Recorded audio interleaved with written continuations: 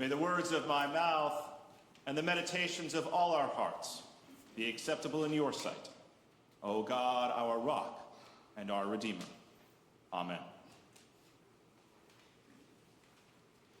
Well, last November, when I took my trip to the Holy Land, as soon as I arrived in Jerusalem with my friend Rob, the first thing we did was we walked across the Kidron Valley to the Mount of Olives. We stopped at the base and visited the Garden of Gethsemane and then wound our way up. And once we were at the top, I turned to Rob and said, hey, let's go find Bethpage. It's got to be around here somewhere.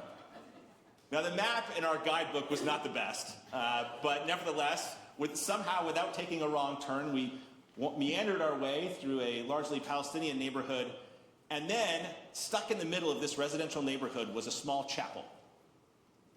And thankfully, we knocked on the door and someone actually was there to let us in. And we went in and we were the only people there in this chapel at Bethpage. And as you go in that small sanctuary, up in the front is a big stone block, about 3.5 feet tall.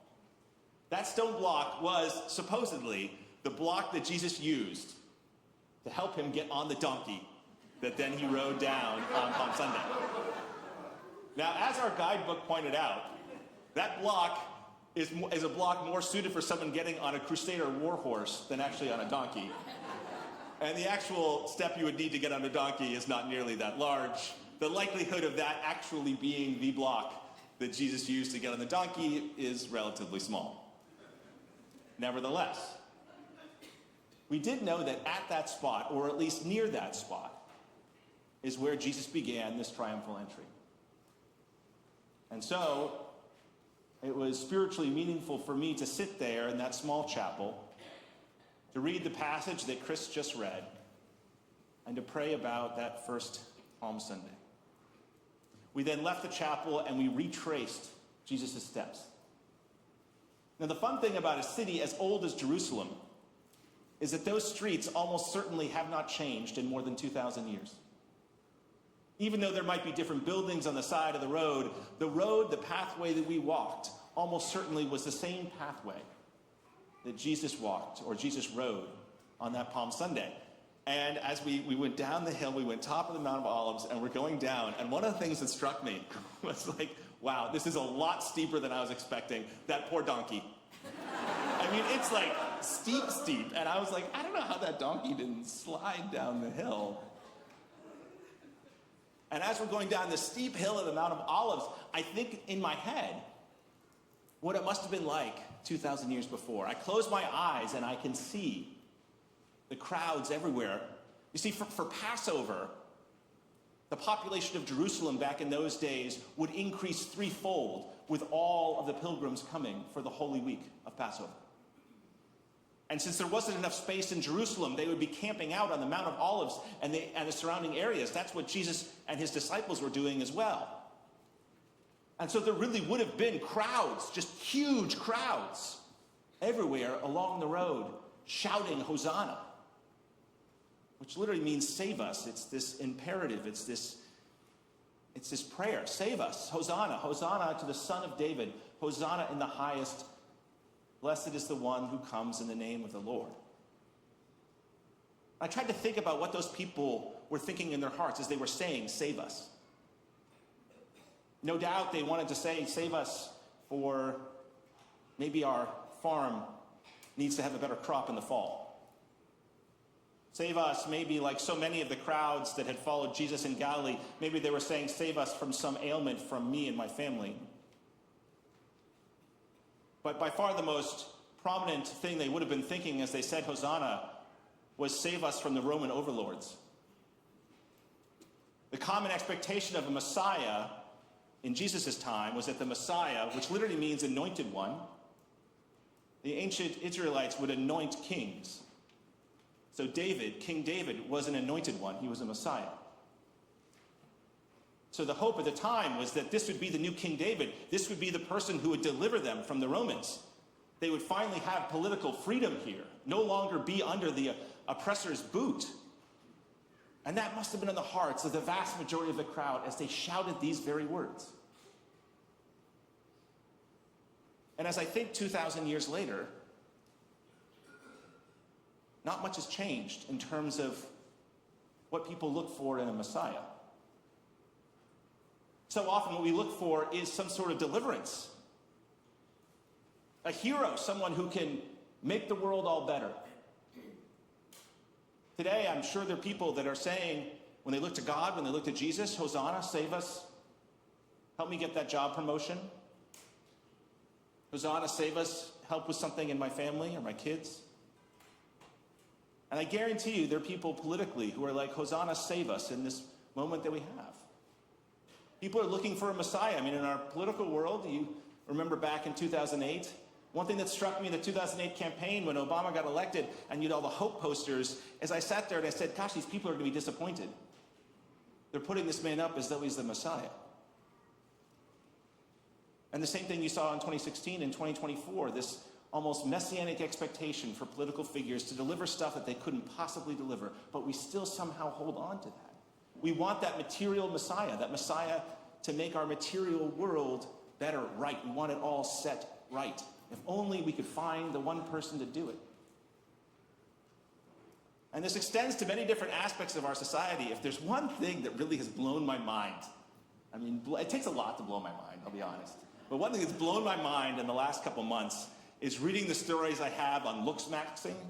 Have you read any of these? This practice where you have,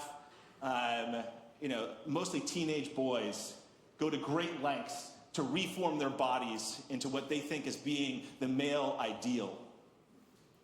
And the most popular of these looksmaxers, and they have a whole lexicon apparently around this. And the most prominent now of these looksmaxers goes by the name clavicular. About your clavicle, which I guess is really important in these looksmaxers for those who look good. And apparently this kid, when he was like 14, somehow got like steroids sent to him like through the mail and started taking steroids to bulk up at age 14. He famously talks about how he would take a hammer to his face to try and reform his jawline so he can looksmax. He can ascend the looksmaxing. And you have this guy who literally has like hundreds of thousands of followers online, mostly adolescent males, who are looking at this, and he's trying to teach them how they too can find this deliverance. They too can be like him. They too can get all this adulation. I wonder if someone will tell them, maybe it's not going to work out the way they think.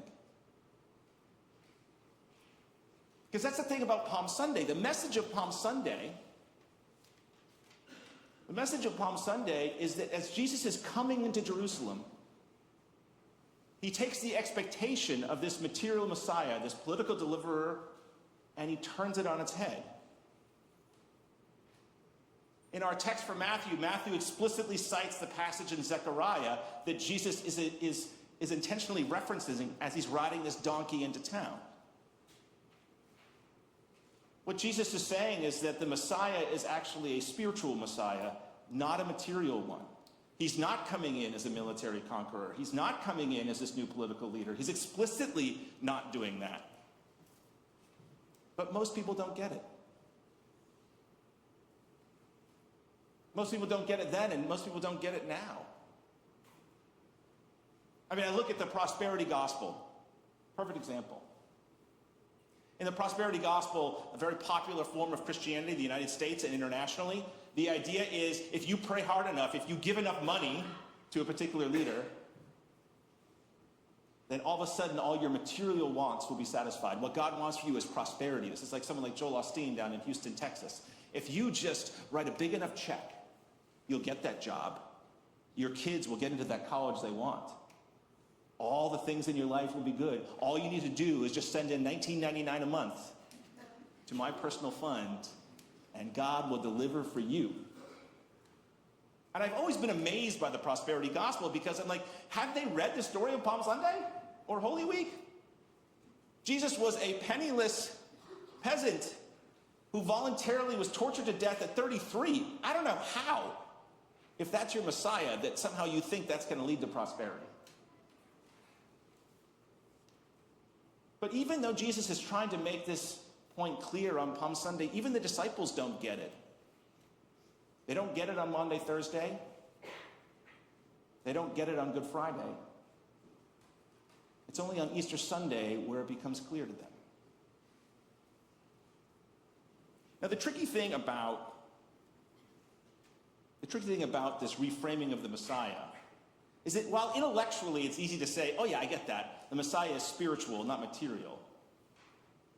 In our hearts, it's a little harder to let go of some of those longings. I mean, it's just human nature for us to say, hey, if I just have this one more thing, if I can just get an A on this test, everything will be better. If I could just get that girl to say yes to me and start dating her, everything will be better. If I could just get that job promotion, everything will be better. If I could just get over this, whatever it is, everything will be better. And sometimes we can make that into a Messiah itself, some sort of deliverance itself. And this is a natural thing, but the reality is Jesus' reframing of the Messiah reflects reality. The reality is we're never going to get all the things we want. You know, that great Rolling Stones, you can't always get what you want. It's like, darn it. If you make the Messiah into a material thing and you think you're going to get it all, you're just plain not. That's just the reality of the situation. You're going to be disappointed. It turns out your kids are not going to win every soccer game. Because if every kid's kid won every soccer game, I don't know how that would work out. Someone's got to lose. Not everyone can be the CEO of a company. In fact, you just need generally one, sometimes two co-CEOs. You're not going to get what you want. Even when your body is failing you, we all, unfortunately, will face death. Our bodies will all break down. Materially, we're not going to always get what we want. If that's the focus of our desires, we're going to be disappointed. But our society makes this particularly hard. And it makes this particularly hard in part because we're so connected. We're so connected on our phones and our 24-hour news services. It's so easy to see, oh, this is the ideal, and if I just have this. That's worse now than it's ever been. It used to be at least you got a newspaper once a day with news. Now you get news every single moment of every day. We can't help but be drawn into that. You see someone's great, why are these teens caught up in this sort of looks maxing? Because they look on their phones, and that's all they see through the algorithms.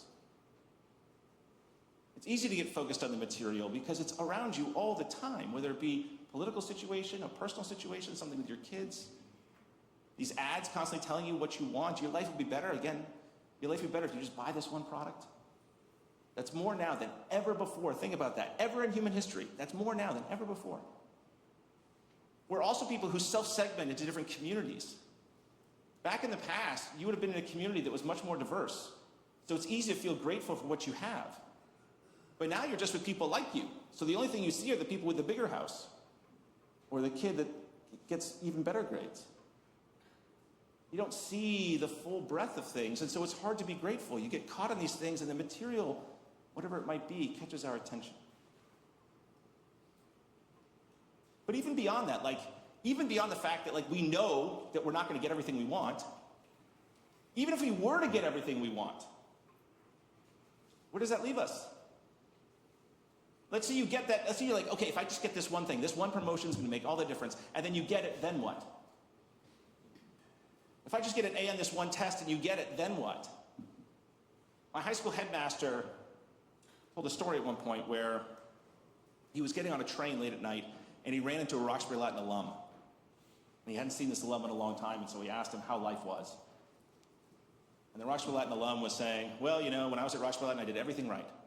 Got every shiny thing. All the material things I got. And then I got to college, I got to the best college, I did everything possible, and I got the best job afterwards.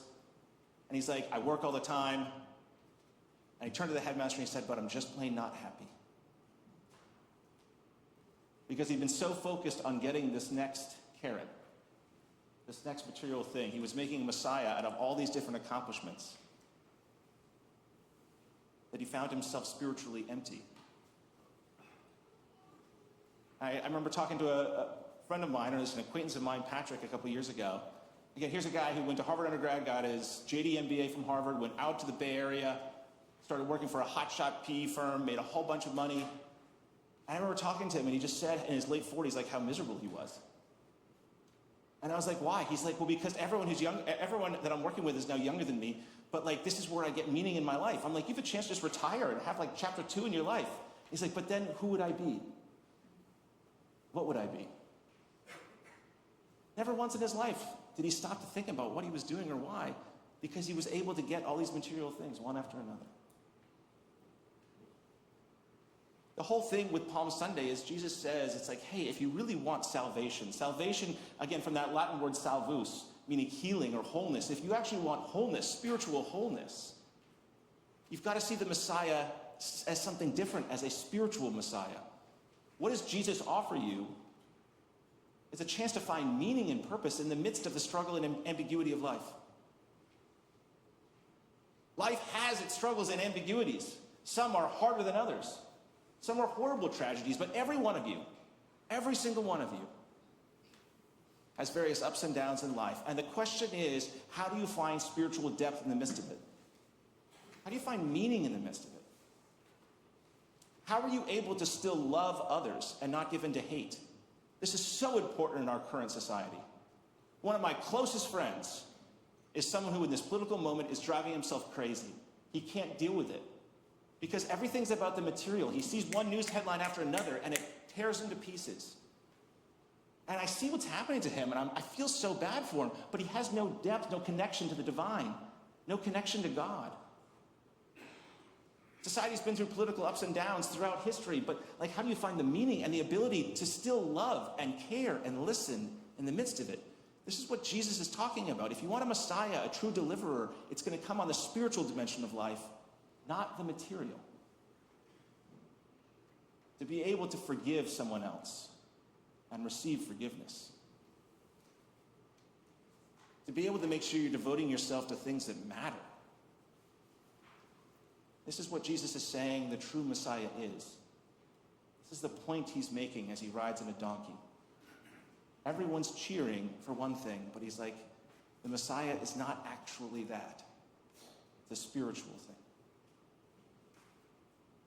And we're about to enter Holy Week, which means I get to give the same lecture I give every year, which I love doing. And that is, this time, the rhythms of this week, is the central focus of our faith. If there's any time to actually commit to coming to church on all the days, this is the week we do that. Maundy Thursday is this Thursday. Come on Maundy Thursday. I mean, you're not that busy. I hate to break the bad news to you. You're not that busy that you can't take one night out of the entire year to show up on Thursday night. Because there you'll have a chance to hear the story again of the Last Supper. And take the incredible meaning that comes from that. Jesus' abandonment by his friends. Well, why that matters. Good Friday, my former mentor, Peter Gomes, used to say to people at the congregation in Memorial Church, and they did a 3-hour-long Good Friday service. He would tell everyone at Memorial Church, he's like, listen, you're a Christian, come to Good Friday at noon. He's like, take the day off. He's like, your Jewish friends have no problem taking the day off for Yom Kippur. Why should you not carve out some time to come to church on Good Friday and meditate on the cross, on the meaning of suffering in life, on the meaning of suffering in your life? Good Friday is something that every single one of us needs to think about. It's not that big a deal to come to church. We're having it in Walls Chapel this year, and sit there and think about these things. It's good for your spiritual health. And what's more, if you think deeply about Maundy Thursday and Good Friday, and then you show up next Sunday, Easter Sunday, the meaning of Easter Sunday becomes that much more profound because you've walked that same journey on Holy Week along with Jesus. And the journey of Holy Week begins today. It begins with Jesus' reframing of what the Messiah means. You all have palm branches in your hands. Think of yourself there on the side of the road, on that steep hill on the Mount of Olives. You're saying, Hosanna, save us. And the question is, what do you want to be saved from and for? That's what Jesus is asking you on this Palm Sunday. Are you looking for a material Messiah, just one more thing that'll fix everything? Or are you willing to seek after the Messiah as something spiritual, committing yourself to that and see the deep meaning and purpose that comes out of that commitment? Hosanna, Son of David. Hear the cries on the side of the road and ask yourself, what exactly are you crying for?